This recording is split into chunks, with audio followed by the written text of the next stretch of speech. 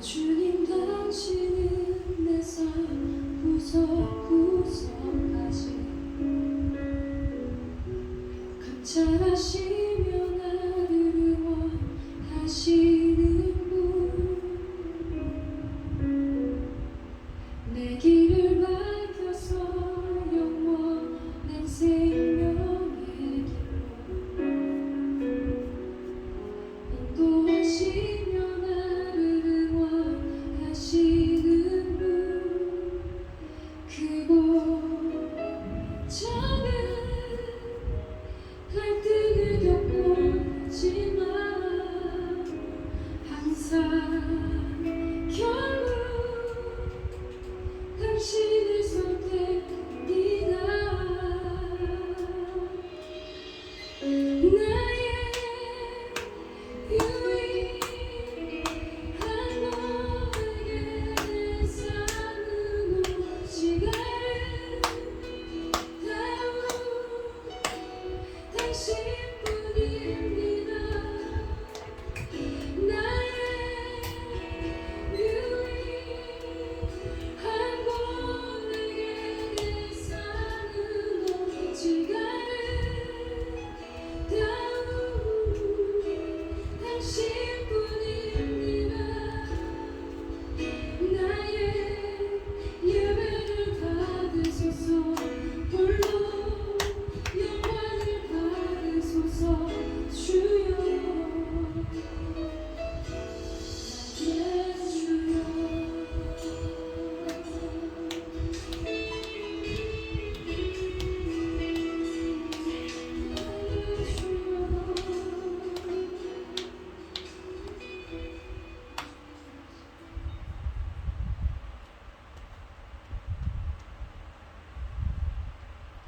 (8월 12일) 18일 주일밤 예배를 시작하도록 하겠습니다.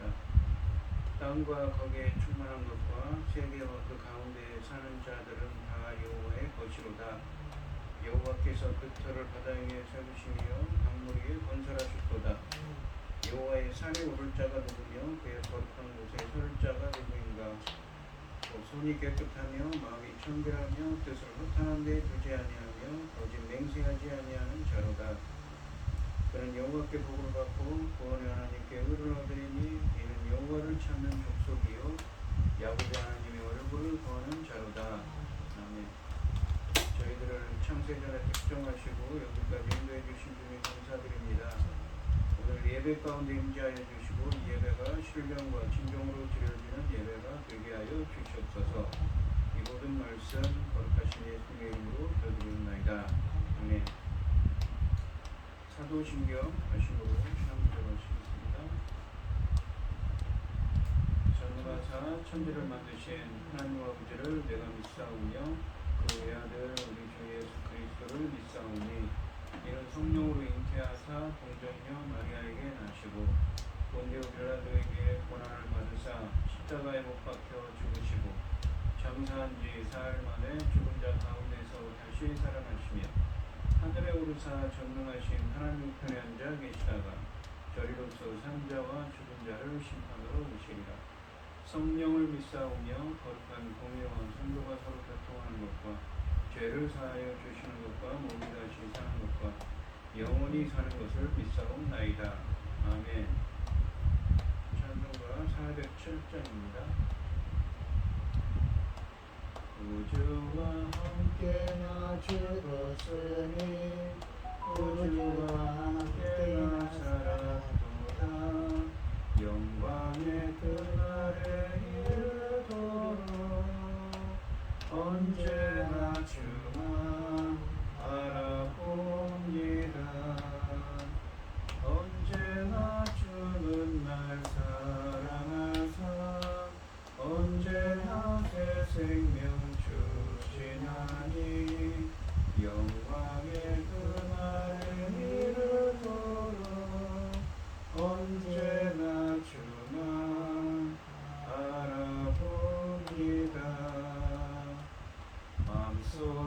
시험을 받을 때와 무거운 근심이 있을 때에 주께서 그때도 같이 하사 언제나 나를 도와주시네. 언제나 주는 날 사랑하사 언제나 새 생명 주시나니 영광의 그날이 이르도록 언제나 주만 바라봅니다.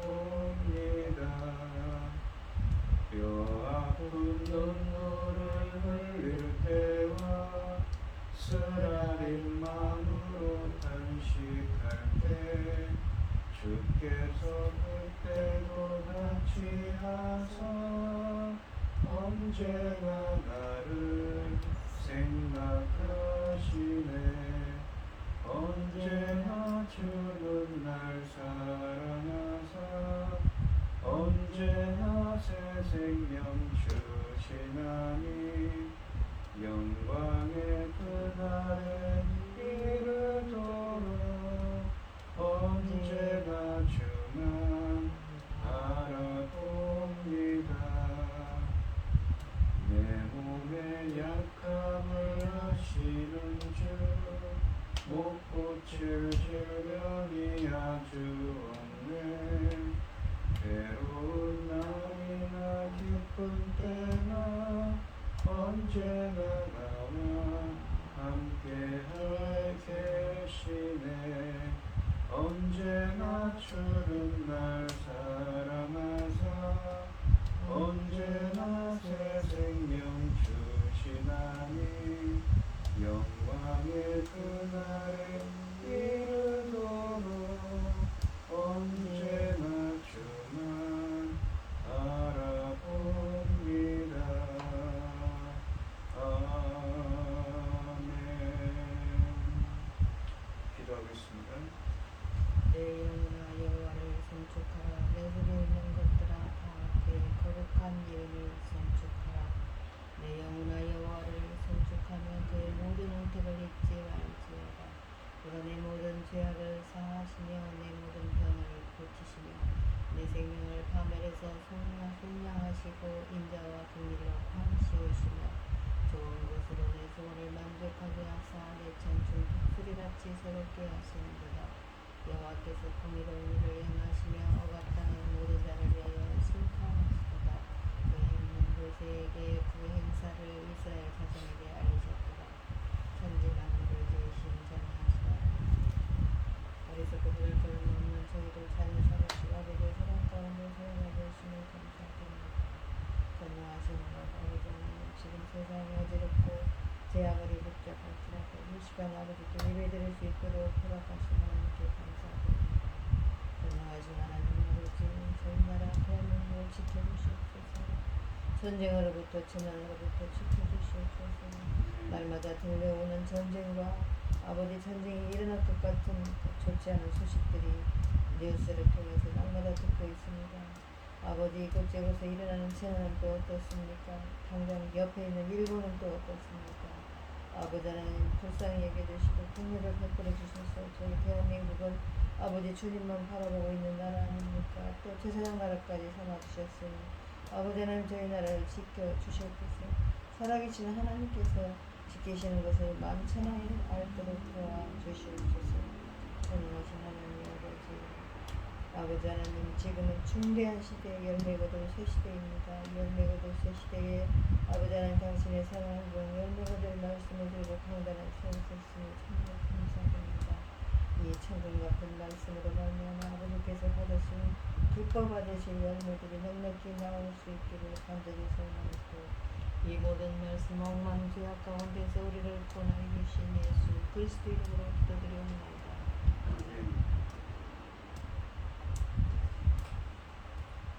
오늘 함께 하신 하나님의 말씀은 시편 6편 1절로 10절까지 말씀입니다. 시편 6편 1절로 10절까지 말씀입니다. 교독을 하도록 하겠습니다. 제가 먼저 읽겠습니다. 여호와여 주의 분노로 나를 책망하지 마시오며 주의 진노로 나를 징계하지 마옵소서. 여호와여 내가 수천하여 싸우니 내게 은혜를 베푸소서. 여호와여 나의 뼈가 떨리오니 나를 고치소서. 나의 영혼도 매우 떨리나이다. 여호와여 어느 때까지니까. 여호와여 돌아와 나의 영혼을 건지시며 주의 사랑으로 나를 구원하소서. 사망 중에서는 주를 기억하는 일이 없사오니 스올에서 주께 감사할 자 누구리이까. 내가 탄식함으로 피곤하여 밤마다 눈물로 내 침상을 띄우며 내 욕을 적시나이다. 내 눈이 근심으로 말미암아 쇠하며 내 모든 대적으로 말미암아 어두워졌나이다. 악을 행하는 너희는 다 나를 떠나라. 여호와께서 내 울음소리를 들으셨도다. 여호와께서 내 간구를 들으셨으며 여호와께서 내 기도를 받으시리로다. 내 모든 원수들이 부끄러움을 당하고 심히 떨며 갑자기 부끄러워 물러 가리로다. 아멘. 찬송가 279장입니다. 인내하신 구세 주여 내가 비오니 죄인노라 하실 때에 날 부르소서. 주여 주여 내가 비오니 죄인노라 하실 때에 날 부르소서. 자비하신 보좌 앞에 돌아 엎드려 자복하고 회개하니 믿음 주소서. 주여 주여 내가 비오니 죄인노라 하실 때에 날 부르소서. 주의 공로 의지하여 주께 가오니 상한 마음을 고치시고 구원하소서. 주여 주여 내가 비오니 죄인노라 하실 때에 날 부르소서. 만복 근원 우리 주여 기도하소서. 우리 주와 같으시니 어디 있을까. 주여 주여 내가 비오니 죄인노라 하실 때에 날 부르소서. 아멘.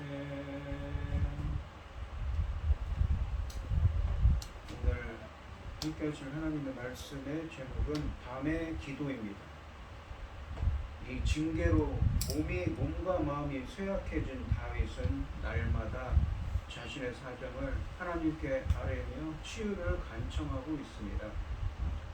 그는 기도 후에 주님의 응답을 확신하며 대적을 향해 승리를 선언합니다.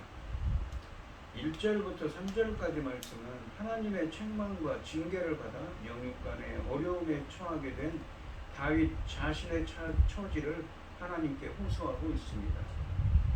1절 말씀해 보시면 여호와여 주의 분노로 나를 책망하지 마시오며 주의 진노로 나를 징계하지 마옵소서라고 말씀하십니다.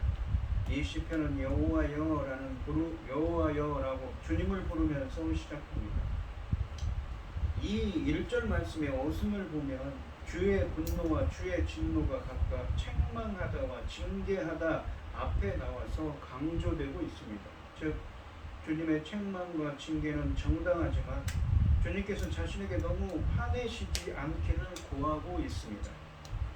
분노와 진노 이 두 단어는 유사어로서 이 반복을 통해서 하나님의 강렬한 분노를 표현한다고 볼 수가 있습니다. 책망하다와 징계하다라는 동사는 주님께서 준엄한 심판관으로서 이 범죄한 자를 벌하시는 이 모습을 부각시켜 줍니다. 다윗은 분노로 징계하시는 하나님께 멈춰달라고 간청하고 있습니다. 다윗이 자신의 질병을 죄에 대한 하나님의 징계로 이해하고 그것을 멈추시길 기도하고 있습니다. 그러니까 다윗은 자신이 범한 죄 때문에 허물 때문에 하나님께서 그 건강을 치셨습니다. 그래서 기도를 하고 있는 것이죠. 그렇다면 이 기도는 자신의 죄에 대한 회개를 전제한 기도일 것입니다. 여기서 다윗의 괴로운 심정이 잘 표현되고 있습니다. 다윗은 현재 당하고 있는 고난과 슬픔이 자신의 죄에 대한 하나님의 노여움으로 느껴져 괴로워하고 있습니다. 하지만 주의 분노와 책망과 진노와 징계는 하나님의 자녀가 범죄에서 돌아오게 하기 위한 사랑의 표현이기도 합니다. 2절 말씀해 보시면 여호와여 내가 수척하였사오니 주님의 징계로 수척해졌습니다. 내게 은혜를 베푸소서. 여호와여 나의 뼈가 떨리오니 나를 고치소서. 얼마나 하나님께서 진노를 하셔서 다윗을 징계하셨는지 다윗의 건강을 치셔서 수척해지고 뼈가 떨릴 정도라고 말합니다. 1절 말씀에서 다윗은 자신이 책망을 받아 마땅하지만 그럼에도 불구하고 주님께서 은총을 베풀어 달라고 구했습니다. 그는 주님의 책망과 징계가 전혀 잘못되었다고 말하지 않습니다. 자신이 부당하게 어려움을 당하고 있다고도 말하지 않고 있습니다. 주님께서 그를 징계하시는 것은 정당하지만 그러나 진노 중에도 나에게 은혜를 베푸소서라고 기도하고 있습니다. 다윗은 자신에 대한 주님의 진노를 느끼며 은혜를 구하고 있는 것이죠. 2절 말씀에서 보시면 이 하나님의 진노는 다윗에게 구체적으로 병의 형태로 나타난 것입니다. 다윗은 병들었고 질병 가운데서 혹독한 하나님의 진노를 느끼고 있기 때문에 그는 영육간에 병들어 심신이 아주 쇠약해졌습니다. 그의 고통은 신체적인 것뿐 아니라 하나님과 깊은 갈등을 느끼는 영적인 것이기도 합니다. 신적 은총을 구하는 사람은 보통 그와 정반대의 것을 받아 마땅한 사람입니다. 다윗은 자신이 징계를 받아 마땅하지만 은혜를 바란다는 것을 인정하고 있습니다. 다윗은 자신이 수척하였기 때문에 주님께서 은혜를 베풀어 달라고 2절에서 구하고 있습니다.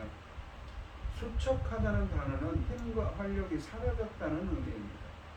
그가 육체적으로 죽음에 이르고 있음을 부인하기 힘듭니다.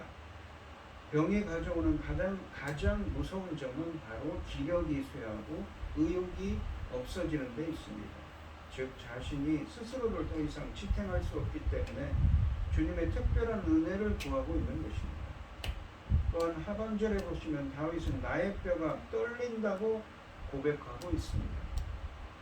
뼈는 몸에서 가장 강하고 단단한 부분이며 힘의 원천이며 온 몸을 연결하는 것이기도 합니다. 시편에서 뼈는 인간 자신을 가리키거나 혹은 감정이 있는 것을 가리키기도 합니다.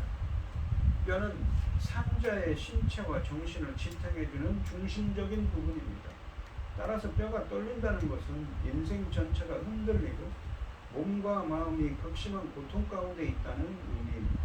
그래서 오직 하나님만이 참되신 치료자이심을 이 믿음으로 성경적인 믿음을 따라서 하나님만이 참되신 치료자라는 성경적인 믿음을 따라서 다윗은 나를 고치소서라고 기도하고 있는 것입니다. 그는 병중에서 오직 하나님의 은총에 매달리고 있습니다. 1절 말씀에서 다윗은 하나님께 그를 징계하시는 것을 멈춰달라고 2차례 간구하는 말로 이 노래를 시작했습니다. 또한 2절에서도 은혜를 베풀어 달라고 2차례 호소합니다. 지금 자신이 당하고 있는 고통이 감당하기가 너무나도 어렵다는 하소연을 하고 있습니다. 다윗이 처해 있는 어려움이 왜 견디기 힘이 드는가 잘 표현하고 있습니다. 하나님이 그에게 분노하셨고 아직도 분노하시기에 이 모든 일이 일어나고 있다고 말합니다. 만일 전능자이신 하나님이 그에게 분노하셨다면 아무도 그를 도와줄 수가 없습니다. 그러므로 그는 마치 벼랑 끝에 몰려있는 사람처럼 간절하게 하나님께 매달리며 호소하고 있습니다. 한 가지 아이러니한 것은 하나님께서 그를 치셨기 때문에 아무도 그를 도울 수 없지만 오직 그를 치신 하나님만이 그를 도우실 수 있다는 사실입니다. 그래서 다윗은 하나님께 매달리는 것이죠. 하나님은 다윗에게 병을 주신 분이시지만 또한 그에게 유일하게 약을 주실 수 있는 분이십니다. 3절 말씀을 보시면 나의 영혼도 매우 떨리나이다. 여호와여 어느 때까지니까 라고 말합니다. 그러니까 뼈가 떨렸는데 영혼까지 떨린다고 합니다. 영육간의 두려움에 떨고 있는 것입니다. 다윗은 자신이 처한 한탄스러운 상황에 초점을 맞춥니다. 다윗은 자신의 시련을 영혼이 심히 떨리는 것으로 묘사하고 있습니다. 2절 말씀에서 내 뼈가 떨린다고 말했지만 이제는 내 영혼이 떨린다고 말합니다. 이 떨린다는 단어는 이 두려워하다 그런 의미도 있지만 이런 떨린다는 단어를 사용하여 자신이 체험하고 있는 육체적, 영적 혹은 외부적이고 내부적 어려움을 실감나게 묘사하고 있습니다. 그는 지금 영적으로 또한 육체적으로 완전히 지쳐있는 상태입니다. 다윗은 하나님의 구제를 깊이 느끼면서 온몸과 마음이 떨리는 것을 느끼고 있습니다. 이 떨림은 영육간에 임하는 전인적인 두려움과 당혹감을 잘 나타내주는 표현입니다. 하반절에 보시면 원문에는 하지만이라는 접속사로 시작하지만 한글 성경에는 번역되어 있지 않습니다. 다윗은 사실상 이렇게 말하는 것입니다. 저로서는 두렵습니다. 제 영혼은 두렵습니다. 떨립니다. 하지만 여호와여 당신은 어느 때까지니까? 라고 묻고 있습니다. 이 질문은 미완성입니다. 이 문장은 극도의 좌절과 스트레스 때문에 그냥 멈춰버렸습니다. 다윗은 심한 떨림 속에서 주여 어느 때까지니까? 라고 묻고 있습니다. 다윗은 자신의 인생 전체가 하나님의 진노 가운데 소멸해가고 자신의 존재 기반이 몹시 흔들리는 것을 느끼면서 자신의 시련과 주님의 침묵이 얼마나 길 것인지에 대해서 묻고 있는 것입니다. 그의 질문은 깊은 허공에 메아리치는 것 같습니다. 그는 지금까지 감당하기에 참으로 버거운 고통을 견뎌왔다며 더 이상 감당할 수 없으니 하나님 여호와께서 속히 오시지 않으면 모든 것이 끝이 날 것이라는 절망감을 이렇게 표현하고 있습니다. 고통 속에 있는 사람에게는 그가 견뎌내어야 할 육체적인 고통의 정도도 문제입니다. 하지만 그 고통이 언제 끝날지 전혀 알 수 없는 것이 더 혹독한 고통이 될 수 있습니다. 아무리 혹독한 고통이라도 언제 끝날 것을 알 수만 있다면 언젠가는 꼭 끝날 것이라는 소망이 조금이나마 더 버틸 수 있게 해주기 때문입니다. 또한 이 질문은 출애굽기 32장 12절로 14절 말씀에서 모세가 광야에서 죄를 지어 죽게 된 이스라엘 백성을 위하여 중보기도를 할 때에 하나님께 물었던 질문이기도 합니다. 이 물음은 다윗의 이 다급함을 표현할 뿐만 아니라 언젠가는 하나님이 그에게 구원의 손길을 내미실 것이라는 확신에 근거한 질문이기도 합니다. 다윗은 자신이 겪고 있는 고통이 그에 대한 하나님의 최종적인 결정이 아니라는 믿음이 있습니다. 다윗은 자기에게 분노하신 하나님께 도와달라며 언제까지 자기를 이렇게 내버려 두시겠냐고 호소하고 있습니다. 4절 말씀을 보시면 여호와여 돌아와 나의 영혼을 건지시며 주의 사랑으로 나를 구원하소서라고 기도합니다. 4절 말씀에 보시면 다윗은 주님께서 자신에게 돌아와 주시길 구하고 있습니다. 앞에서 그는 주님의 분노와 구제를 이 고통스럽게 느꼈기 때문에 이제는 주님께서 돌아오시기를 구합니다. 돌아오소서라는 말은 주님께서 분노를 거두시거나 혹은 자신에게 돌아오라는 뜻입니다.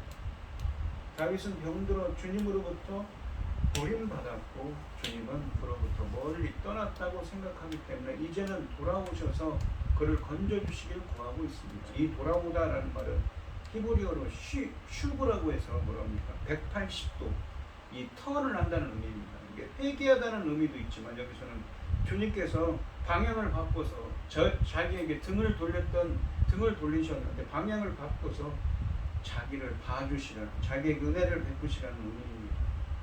다윗은 구원에 대한 간절함을 강구합니다. 돌아오소서, 건지소서, 구원하소서. 이 세 단어 모두 회복과 구원에 대한 그의 간절함을 표현하고 있습니다. 이 모든 구원의 근거는 바로 하나님의 사랑, 헤세드입니다. 하반절에서 보시면 주의 사랑으로 구원하소서라고 말하는데 여기서 이 원문으로는 주의 사랑 때문에 구원하소서 의 의미입니다. 이 사랑이라는 말이 이 히브리 원문으로는 헤세드입니다. 다윗은 구원의 근거가 그 어디에도 있지 않고 오직 주님의 인자하심에 있다고 고백하며 주의 인자하심에 근거하여 구원을 요청합니다. 사랑이라고 번역된 헤세드는 하나님이 자기 백성에게 베푸시는 언약에 기반한 신실한 사랑을 의미합니다. 이스라엘과 언약하신 대로 자신을 신뢰하는 의인들에게 베푸시는 하나님의 모든 자비와 사랑과 복과 은총을 요약하는 말입니다. 죄를 범하여 질병의 고통을 당하고 있는 다윗이 받을 수 있는 하나님의 사랑은 죄 용서와 질병으로부터의 회복입니다. 그래서 나를 구원하소서라는 간구가 뒤따르고 있는 것입니다. 주님께서 주님께서 인자를 베푸셔서 주님께서 말씀하셨지 않습니까? 전에 회개하고 돌아온 자들을 구원하시겠다, 용서하시겠다. 그 말씀 따라서 그 한결같은 사랑으로 자기를 구원해달라고 하고 있는 것이죠. 하나님의 인애만이 문제를 당하고 어려움에 직면한 하나님의 백성을 구원할 수 있기 때문입니다. 다윗에게는 하나님의 신실하신 사랑 외에 그의 호소의 기초가 될 만한 다른 것이 없습니다. 하지만 그에게는 다른 어떤 기초도 필요하지 않습니다. 하나님의 신실하신 언약에 기반한 사랑으로 충분합니다. 이제 살 길은 하나님이 돌아오시는 것일 뿐입니다. 건강이 회복되는 것보다 더 바라는 것은 하나님과의 관계가 회복되는 것입니다. 하나님의 구제보다 더 큰 상실과 고통이 없다는 것을 알기에 다윗은 다른 것을 다 잃어도 하나님만을 잃고 싶지 않다고 절박하게 부르짖고 있습니다. 하나님이 돌아오시면 그는 다시 사랑할 것이고 병약한 그를 비웃던 대적도 물러나게 될 것입니다. 이 5절 말씀을 보시면 사망 중에서는 주를 기억하는 일이 없사오니 스올에서 주께 감사할 자 누구리까? 라고 말합니다. 이 5절 말씀은 4절의 기도의 이유를 밝히는 절입니다. 주님께서 돌아오라고 하시죠. 왜 돌아오라고 하냐면 다윗은 지금 심각한 질병으로 죽음의 문턱에 와 있습니다. 그것을 죽음과 스올이라는 단어로 표현하고 있습니다. 스올이라는 것은 음부라고 해서 죽으면 가는 곳. 그러니까 지옥이라고 이 죽은 자들의 있는 곳이라고 표현됩니다. 우리가 보통 조직신학자들은 지옥이라고 하지요. 만약 다윗이 질병으로 죽는다면 하나님께 감사하는 일을 할 수 없다는 것이 기도의 이유입니다. 다윗은 2절에서 내 뼈가 떨리며 3절에서는 내 영혼도 심히 떨린다고 말했습니다. 그는 염육간에 심각한 병에 걸려 있습니다. 그의 병은 이제 죽을 병이 되어 그는 거의 죽음에 던져지고 그는 죽음의 땅으로 내려가고 있었습니다. 5절 말씀에서 그는 죽음으로부터 벗어나고 음부로부터 구원받길 구원하고 있습니다. 사망 중에 주를 기억함이 없다고 말하는데 이것은 사람이 죽으면 아무것도 기억하지 못한다는 뜻은 아닙니다. 여기서 기억하다라고 번역된 이 히브리어는 기억하다의 의미도 있지만 하나님께 존경과 영광을 돌린다의 뜻으로서 주님의 크신 업적을 생각하고 영광을 돌리는 것입니다. 즉 죽은 자는 주님께 영광 돌리고 찬양하는데 동참할 수 없다는 뜻입니다. 같이 주님께 예배할 수 없다는 뜻이죠. 따라서 이곳에서는 죽으면 주를 영화롭게 할 수 없습니다로 번역하는 것이 자연스럽습니다. 하반절 말씀해 보시면 스올에서 죽게 감사할 자 누구리까라고 하는데 죽은 자는 부정한 자이기 때문에 예비하는 뜰 안에서 들어올 수 없습니다. 따라서 다윗은 이제 병들어 죽음에 처해 있기 때문에 더 이상 성전에서 주님을 감사하며 찬양하며 주님께 영광을 돌리는 예배를 드릴 수가 없음을 탄식하는 것입니다. 그러므로 그는 하나님을 찬양하며 하나님을 영원하게 하기 위해 자신의 건강을 회복시켜 주시길 구하고 있습니다. 다윗은 자신의 존재의 의미를 하나님을 섬기는 데서 찾고 있기 때문에 자신이 스올에 던져지지 않기를 구하고 있습니다. 그는 깊은 흑암의 장소로 떨어지기 전에 살아서 주님을 영화롭게 하고 감사할 수 있도록 건강의 회복을 구하고 있는 것입니다. 6절 말씀을 보시면 내가 탄식함으로 피곤하여 밤마다 눈물로 내 침상을 띄우며 내 유를 적시나이다 라고 그랬습니다. 다윗은 자신의 고통스러운 상황을 과장법을 사용하여 잘 묘사하고 있습니다. 본문에 내가 탄식함으로 피곤하여 라고 되어 있는데 이 피곤하다는 말은 히브리어로는 이 탈진하다는 의미입니다. 다윗은 탄식을 너무 많이 하여 기력을 완전히 상실했습니다.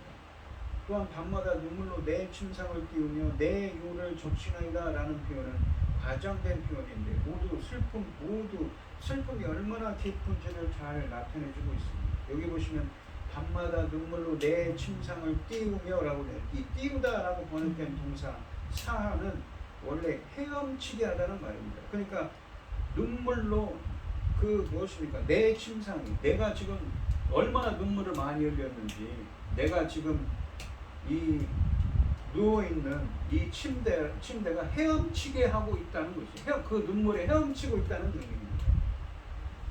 또한 적시다라는 번역된 이 동사도 원래는 녹이다라는 의미입니다. 그러니까 이 눈물로 내 침상이 무엇입니까? 헤엄치게 하고 있고 눈물로 내가 덮은 유를 녹게 하고 있다고 표현합니다. 과장된 표현을 써서 그가 얼마나 슬퍼하며 탄식하고 있는지 표현하고 있습니다. 매우 과장되었음을 이 두 표현 모두 매우 과장되었음을 알 수 있습니다. 다윗의 고난이 얼마나 너무나 심각하여 탄식과 슬픔이 가득함을 시적으로 표현한 은유입니다. 다윗의 많은 눈물은 그의 고통의 깊이를 말해줍니다. 그는 밤에도 잘 수가 없었고 고통으로 울며 밤을 지새고 있습니다. 밤의 고적함과 외로움으로 그의 고통은 더욱 심해졌습니다. 환자에게 밤의 시간은 따뜻한 인간의 사랑이 그리울 때입니다. 6절 말씀은 오랫동안 질병의 고통으로 신음하며 탄식하는 가운데 점점 지쳐가고 이 탈진 상태에 이르고 고통의 밤을 눈물로 지새우는 다윗의 모습을 부각시키고 있습니다. 다윗은 밤마다 슬픔에 잠겨 잠을 이루지 못합니다. 밤에 흘린 눈물이 침상을 띄우고 요를 적십니다. 그의 눈물은 질고 때문만도 대적 때문만도 아닙니다. 끔찍한 죄에 대한 회한의 눈물이고 하나님과 영원히 멀어질지도 모른다는 두려움에서 비롯되는 것입니다. 그럼에도 그는 기도를 놓지 않습니다. 이는 고난이 만들어낸 기도입니다. 고난은 하나님을 더 간절히 찾게 하고 진실하고 절실한 기도로 나아가게 합니다. 그래서 고난은 모든 것을 합력하여 선을 이루시는 하나님의 손에서 성도에게 선물이 될 수 있습니다. 7절 말씀해 보시면 내 눈이 근심으로 말미암아 쇠하며 내 모든 대적으로 말미암아 어두워졌나이다. 상반절에 이 눈이 쇠하다 근심으로 말미암아 쇠하였다라는 것은 눈물을 많이 흘려서 상했다고 이 보기보다는 활력을 잃었다는 의미입니다. 눈이 활력을 잃었다고 합니다. 밝은 눈은 성경에 보시면 활력과 건강의 촉도입니다. 모세는 신명기 34장 7절 말씀에 보시면 120세가 되었는데도 그 눈이 흐리지 아니하고 기력이 쇠하지 아니하였다고 표현하고 있습니다. 눈이 흐려지고 약해졌다는 것은 6절 말씀처럼 다윗이 매우 쇠약해져 탈진해 있음을 보여주고 있습니다. 다윗은 늙기도 전에 눈이 쇠했다고 탄식합니다.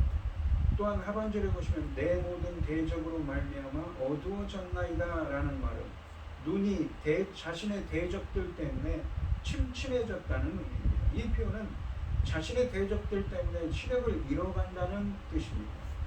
다윗은 대적 때문에 건강이 극도로 쇠약해졌습니다. 나빠졌다는 의미지요. 사람이 아플 때 원수의 적대감을 느끼는 것은 더욱 고통스러운 일입니다. 다윗의 원수들은 병든 다윗을 괴롭히고 그에 대해서 거짓 증거하는 자들입니다. 건강할 때 비판을 받아도 괴로운데 아플 때 고발과 미움을 받는 것은 더욱 괴로운 일입니다. 다윗은 질병의 고통이 길어지는 가운데서 대적들까지 그것을 빌미로 공격하는 상황에 대해서 눈물의 탄식을 하나님께 올려드리고 있습니다. 8절 말씀을 보시면 악을 행하는 너희는 다 나를 떠나라. 여호와께서 내 울음소리를 들으셨도다 라고 말합니다. 이 악을 행하는 너희가 누구니까? 바로 앞절에 나오는 다윗이 대적들이라고 하죠. 다윗을 억압하는, 다윗에 대해서 험한 말을 하고 나쁜 말을 하고 다윗을 괴롭히는 자들입니다. 그리고 드디어 왜 떠나라고 합니까? 자신의 울음소리를, 자신의 기도를, 탄식을 하나님께서 응답하셨다는 것입니다. 갑자기 이 시편의 분위기와 어조가 바뀝니다. 8절부터 10절까지 말씀에서 다윗은 기도 응답을 확신합니다. 사죄와 징계로 오는 확신과 기쁨을 노래하며 승리를 선포합니다. 암담하고 고통스러웠던 다윗의 모습이 사라지고 갑자기 확신에 넘치는 모습이 나타나고 있습니다. 그는 기도하다가 응답을 받았거나 혹은 제사장을 통해 위로와 격려의 말씀을 들었음이 분명합니다. 다윗은 그동안 주님의 말씀을 기다렸고 이제는 들었습니다. 기다렸고 이제는 그 주님의 응답을 들었던 것입니다. 다윗은 확신을 이룬 어두운 후 상반절에 보시면 악을 행하는 너희는 다 나를 떠나라고 말합니다. 여기서 승리의 어조가 깔려 있습니다. 악을 행하는 너희는 앞절에 나온 대적들입니다. 이들은 병으로 죽어가는 다윗을 하나님으로부터 버림받은 자라고 말하며 그를 괴롭히는 자들이거나 혹은 이들은 많은 악을 다윗에게 행한 자들입니다. 다윗은 이들로부터 너무나 많은 고통과 깊은 상처를 받았습니다. 이들은 가장 거짓 증거하는 자들이었고 악담하는 자들이었습니다. 다윗은 자신의 기도가 응답된 확신을 갖자마자 이들의 고발과 악담과 거짓말과 그들의 억압과 그들의 탄압이 근거 없는 것으로 판명되었기 때문에 이들을 향해 나를 떠나라고 말하는 것입니다. 예수님께서도 이 마태복음 7장 23절에서 불법을 행하는 자들을 향해서 불법을 행하는 자여 떠나라 라고 7장 23절에서 말씀하셨습니다. 이 나를 떠나라는 표현은 이 시편에서 전환점을 만들어줍니다. 그러니까 7절까지는 정말 자신이 하나님께 죄가 있어서 하나님의 허물이 있어서 그 징계로 하나님께서 자신의 건강을 하나님께서 다윗을 치신 겁니다. 그리고 건강이 쇠약해졌죠. 그래서 그는 하나님께 은혜를 베풀어 달라고 기도를 했습니다. 근데 거기에 더해서 자신의 대적들까지 나서서 악한 자들이 나서서 자신을 억압했던 것입니다. 악한 말을 하고 자신을 괴롭혔던 것입니다. 그래서 몸부림치고 있었는데 자신의 그 회개와 기도에 하나님께서 응답하신 것이지요. 이 표현이 이 시에서 2번 나타납니다. 이 나를 떠나라는 표현은 이 시편에서 전환점을 만들어줍니다. 애통에서 기쁨의 탄성으로 전환하고 있습니다. 다윗이 갑작스런 전환을 한 이유는 하반절에 있는 것처럼 다윗의 울음소리를 주께서 들으셨기 때문입니다. 이 표현이 이 시에서 2번 나타나는데 여기 8절 하반절과 다음에 설명할 9절 상반절에 2번 나옵니다. 이제 다윗은 하나님으로부터 버림받았다는 생각을 완전히 떨쳐버리고 주님이 자신을 다시 받아주셨다는 확신을 갖게 되었습니다. 간구하던 자는 죄사함을 체험하고 자기의 고난이 끝났음을 확신하고 있습니다. 다윗이 죽을 병에 걸렸을 때 원수들은 좋아하며 하나님이 그를 버렸다고 말했는데 이제 하나님이 내 울음소리를 들으셨도다 라고 말하고 있습니다.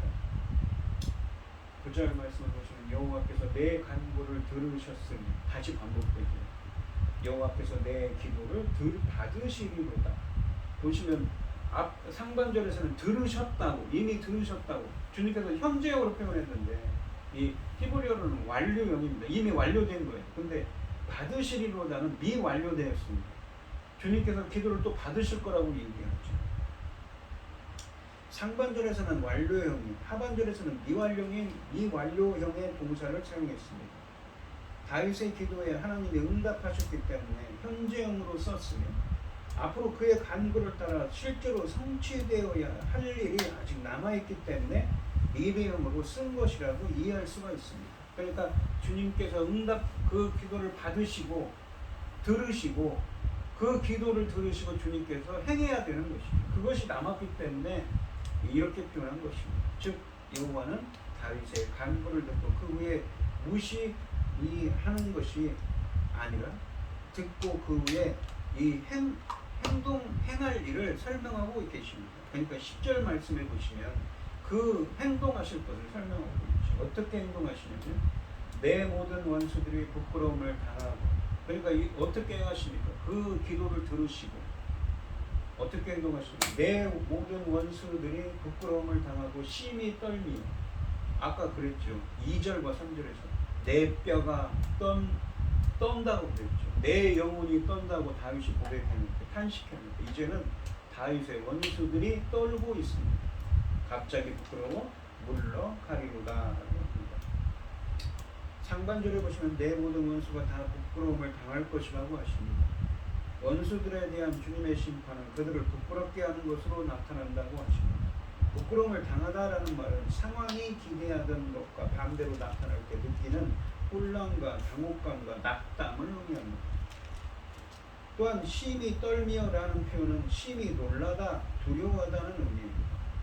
2절과 3절에서는 자신의 몸과 영혼이 심히 떨린다고 말했는데 똑같은 히브리어를 사용했습니다. 이제는 그의 원수들이 심히 떨고 있습니다. 이리하여 다윗과 원수들 사이에 운명의 역전이 이루어졌습니다. 앞에서 다윗은 하나님께서 그에게 돌아오시길 구했는데 또한 이제는 원수들이 물러갈 것을 확신합니다.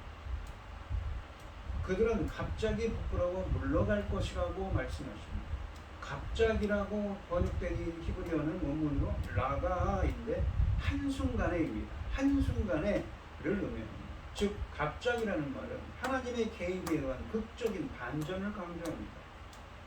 3절에서 어느 때까지냐고 탄식했던 다윗의 기도에 대한 응답인 것입니다. 한순간에 없어져 버린 것이죠. 이 물러가리로다는 표현이 그런 표현입니다.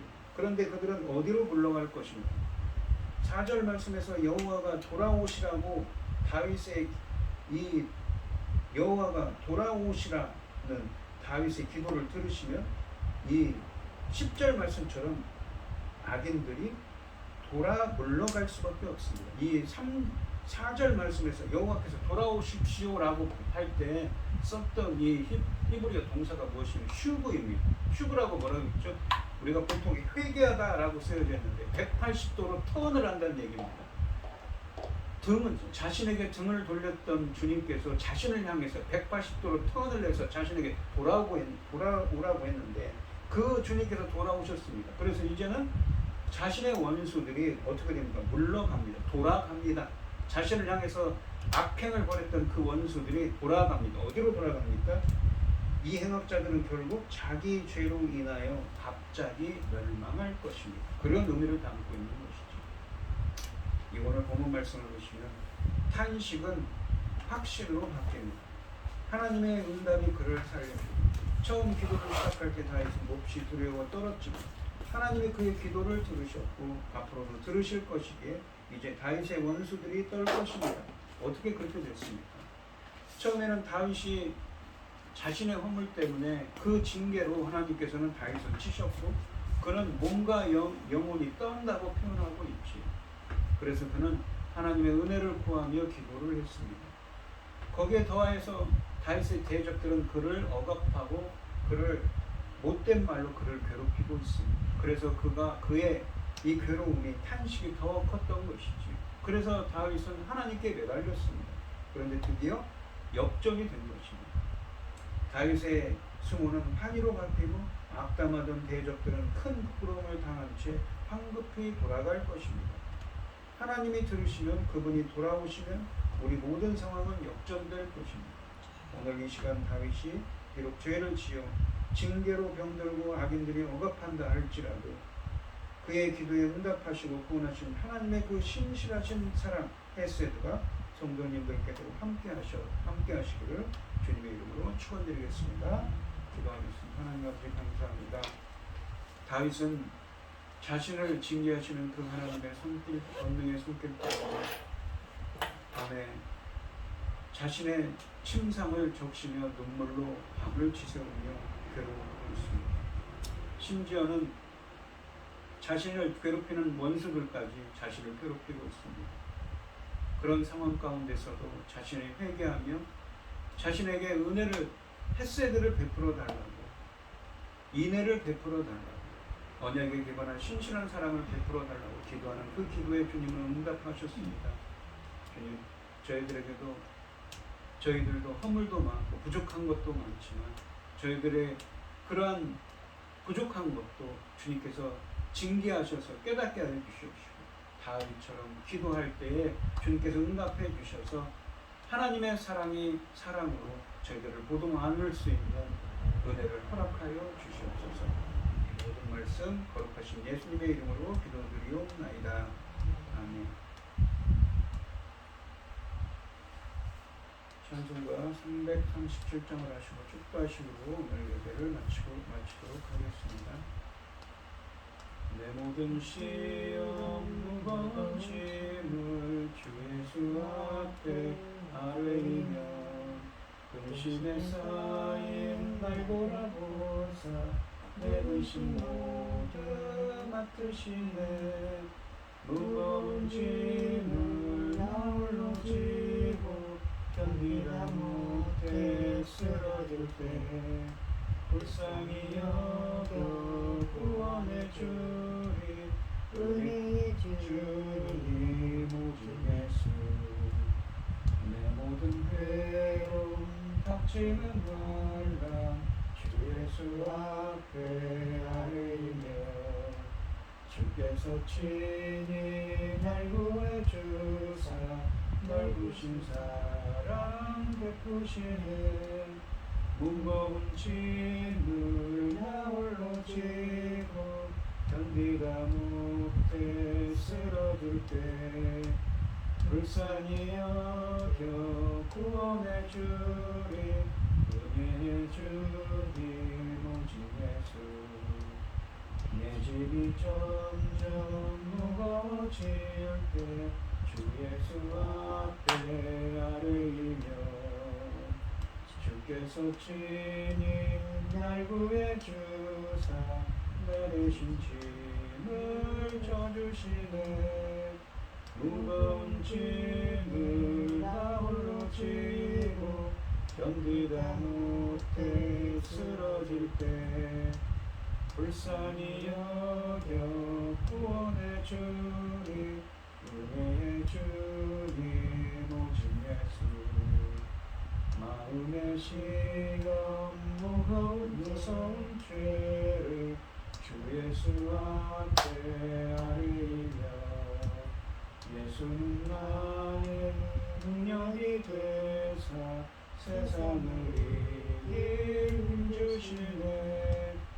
무거운 짐을 나 홀로 지고 견디다 못해 쓰러질 때 불쌍히 여겨 구원해 주리 은혜의 주님 오직 예수.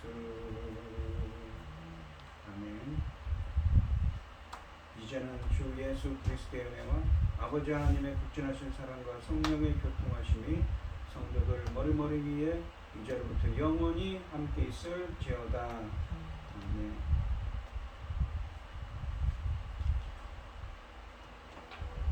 주님